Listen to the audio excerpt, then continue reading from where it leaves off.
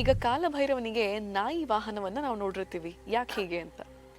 ನೀವು ತಾಂತ್ರಿಕ್ ಪರ್ಸ್ಪೆಕ್ಟಿವ್ ಅಲ್ಲಿ ನೋಡಿದ್ರೆ ಎಷ್ಟೊಂದು ಕೆಲವು ಕಡೆ ಎಲ್ಲ ನಿಮಗೆ ಅದರದ್ದು ಐಕೋನೋಗ್ರಫಿ ಸಿಗೋದು ಕಷ್ಟ. 4 ನಾಯಿಗಳು ನೋಡೋಕೆ ಸಿಗ್ತವೆ.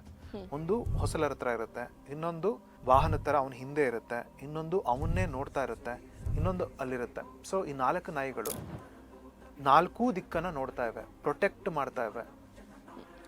ನಾಯಿ ಬೇಸಿಕಲಿ ಏನು, ಇಟ್ ಇಸ್ ವೆರಿ ಲಾಯಲ್. ನೀವು ಒಂದು ಬಿಸ್ಕೆಟ್ ಹಾಕಿ ಯಾವಾಗ ನೀವು ಬಂದ್ರೂ ಬಾಲ ಅಲ್ಲಾಡಿಸ್ಕೊಂಡಿರುತ್ತೆ. ಆ್ಯಂಡ್ ಮನೇಲಿ ನೀವು ಅದನ್ನ ಇಟ್ಕೊಂಡಿದ್ದೀರಾ ಅಂತಂದರೆ ಏನು ಸಣ್ಣ ಚೇಂಜ್ ಆದರೂ ಅದು ನೋಡ್ತಾ ಇರುತ್ತೆ, ಗಮನಿಸ್ತಾ ಇರುತ್ತೆ. ಅದನ್ನು ಮೀರಿ ಯಾರು ಬರೋದಕ್ಕಾಗೋದಿಲ್ಲ. ಅದೇ ಐಡಿಯಾಲಜಿ.